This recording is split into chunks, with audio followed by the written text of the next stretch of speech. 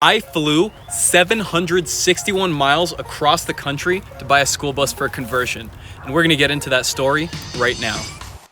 So I just graduated college, and I wanted to do something new. I decided to move up to Logan, Utah, where two of my good friends, Zach and Nick, were converting buses of their own.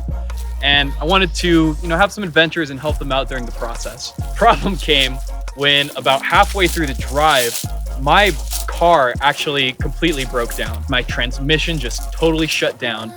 And long story short, my car was totaled. And the transmission would have just been so expensive, it wasn't worth fixing.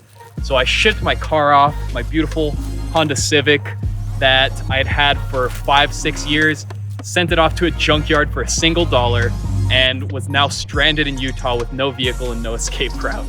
So I was able to move in fine. I called up Zach, and thankfully he came back down, picked me up in his bus, and we moved in okay. But I'm stranded in Utah.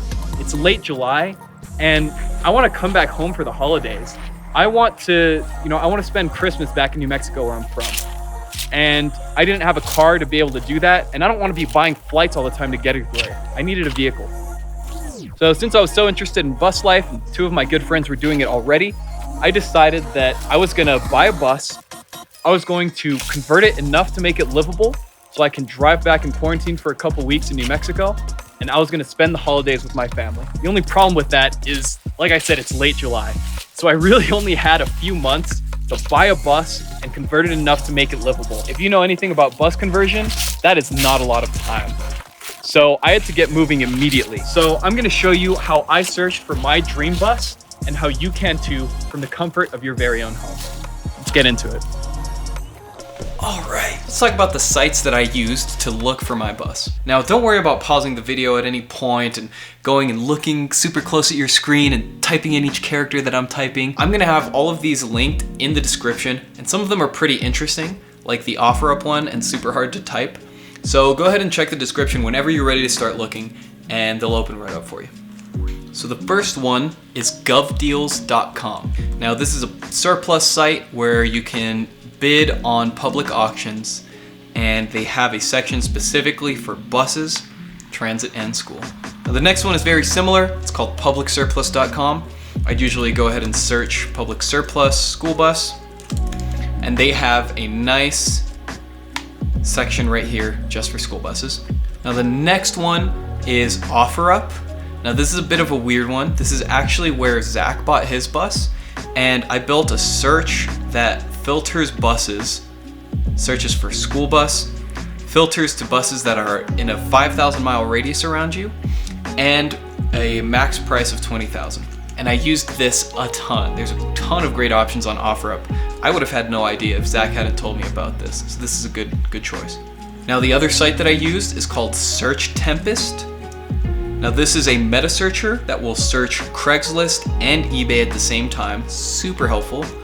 I'd come in here and search school bus.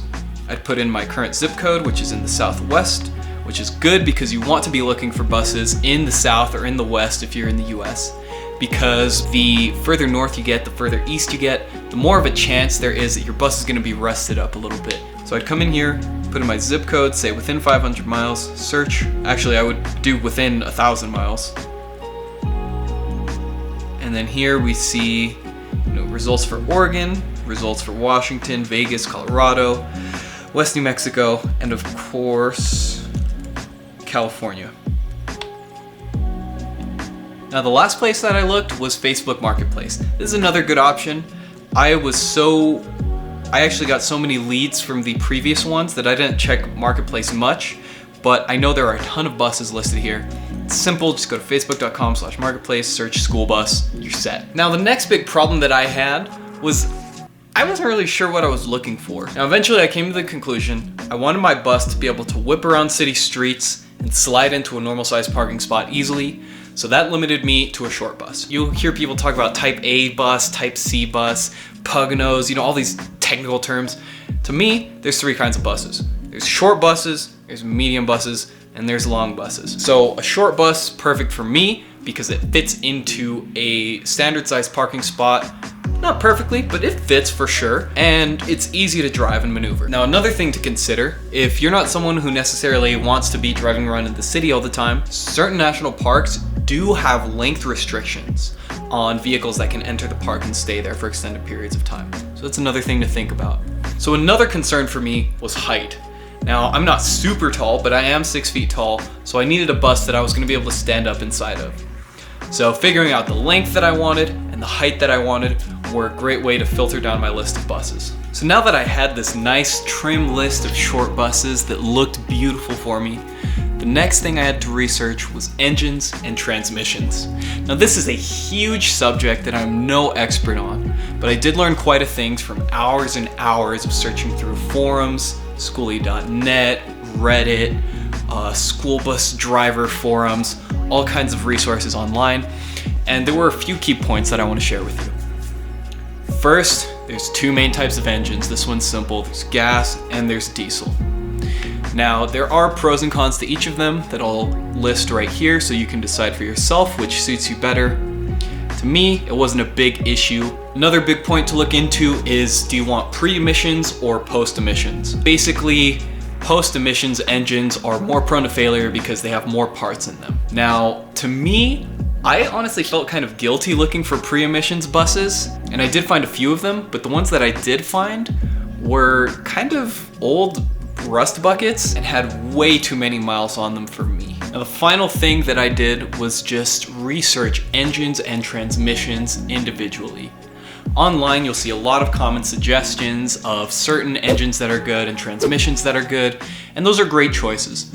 But those aren't the only choices, okay? There's a ton of great engines and a ton of great transmissions out there. I would recommend, if you're looking to buy a bus, just research them individually on Reddit or Skoolie.net or whatever school bus forums you want to look on. There is a ton of information, a ton of good engines out there. Don't limit yourself to just the ones that get parroted over and over. Make sure they're not rare, make sure people aren't trashing them online, and make sure they're decently easy to repair and have good durability. That's what I did, at least. Worked out for me. Really quick, if you guys are new to the channel, this is Luis for Bus Voyage, and we make videos about turning buses into incredible tiny homes. Now, if that's the type of thing you're into, go ahead and smash the subscribe and the bell button down below so you get notified when we release more great videos for you every Thursday. Let's keep going. So I had three perfect options from a seller in Los Angeles.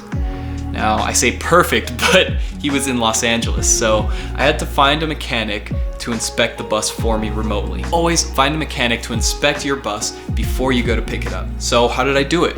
Well, I found this website called yourmechanic.com, and I don't want to recommend it because honestly I did have some problems with it. They did inspect my bus is mechanically sound, and it allows you to order a mechanic basically from anywhere to anywhere. So you make an account, now you just order an appointment. So I got a new quote. I went to pre-purchase car inspection, picked the date and time I wanted him to go, just made sure to coordinate with the seller, and you go ahead, you complete your booking, and the mechanic will give you a call. Please make sure I don't get scammed. And it's that easy. And you don't pay until after the mechanic inspects the bus. So I did have a couple problems with this.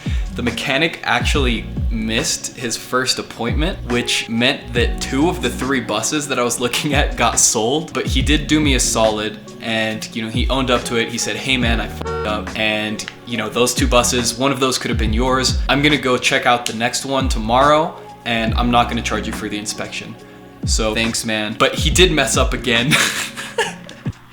because he said he inspected the entire vehicle top to bottom, and I showed up in person, and sure enough, the tires on my bus were just super bad news. So your mechanic worked. So thinking back on it, what I wish I would have done is spent more time searching, for example, Mobile Mechanic Los Angeles, and just calling people. Again, I was super short on time and I didn't want this bus to get sold because it was perfect and I was in such a rush. But if you have the time, just search Mobile Mechanic and start calling people. Anyways, so I hit up the seller. I was like, hey man, I'm ready to buy the bus. Only thing is, I'm not currently in Los Angeles. Can I send you some retainer money and you hold on to it for me and I'll be there in a few days? He said, yep, sure, no problem. So I sent him $1,000 and he held on to the bus for me. So now I had a bus with some money down on it in Los Angeles. So the next step was to start looking at flights. So when we landed in LA, we worked from the airport for a little bit and we Ubered over to see the bus. And this is pretty much exactly what we saw. She looked beautiful. Took her for a little test drive around the block and it felt great. So I was ready to pay. And this is where the next mistake happened. I didn't think enough about payment ahead of time. So I whipped out Venmo and I learned very quickly that both Venmo has limits and my debit card has limits. Now I ran into debit card limits. It was about $1,000. You know, this bus was $7,000. So I got on the phone with my bank, started trying to get them to up my limit. And Zach, in the meantime, just to show the seller we were serious, thank God he was here, he sent the seller some money and the seller knew, okay, these guys aren't just playing a prank on me, they really want the bus. Thankfully, you know, my bank picked up, they were able to raise my debit card limit. I sent them the rest of the money right before the seller had to leave and we were able to start driving this thing back. So on our drive back, it got kind of late. We were super tired from the flight and all of the stress of the day. What an initiation to bus life. We pulled over at midnight in some creepy Walmart parking lot in the middle of Vegas, and we actually just slept horizontally on top of the bus seats for a few hours. Woke up at 4 a.m. and we got the heck out of Vegas, kept driving back home. Now what really sucked was a decent amount through the drive, about the same place where my car transmission broke down, actually got a tire blowout on my front passenger side tire. And that super sucked. I was pissed because the mechanic said he checked all the tires, he said he checked everything top to bottom, and it was perfect.